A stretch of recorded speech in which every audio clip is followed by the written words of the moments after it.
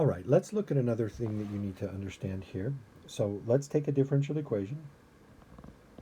Let's go dy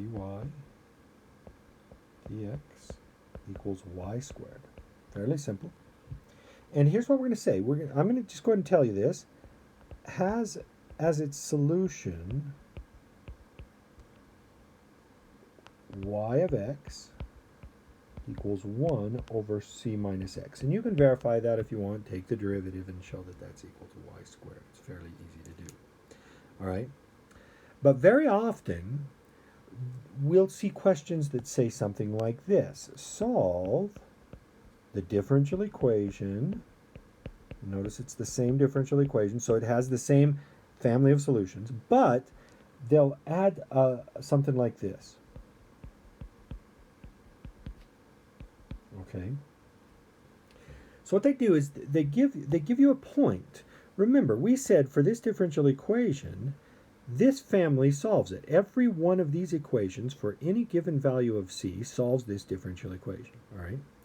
But now when we're asked to solve this differential equation, but we're given a particular point that we need the solution to satisfy, then what they're asking for is not a general solution, but a particular solution. In other words, they want us to find the solution where we have determined C.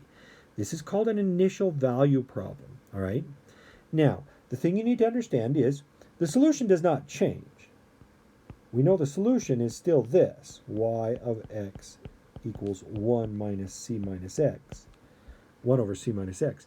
But we need to use this initial value to determine what c is in order to give the answer to this initial value problem, right? So they're asking for a particular solution. So it's a very simple process. You know what the solution is, 1 over c minus x, but you just need to figure out what c is in order that y of 10 equals 10. And so what that means is if x equals 10, boom, right? If x equals 10, this whole thing needs to equal 10, right? So if x equals 10, then this whole thing needs to equal 10. So we just need to solve that equation and figure out what c needs to equal, right? So we just do our thing here, a little algebra. So c needs to equal what? 10 plus 1/10, or 10.1. So the answer they are looking for, the solution to this initial value problem, is not the general solution, but the specific solution right there. Remember, this represents a bunch of different graphs for every different value of c, and they move, they shift on the for every different value of c, you get a different graph that's shifted one way or the other, right?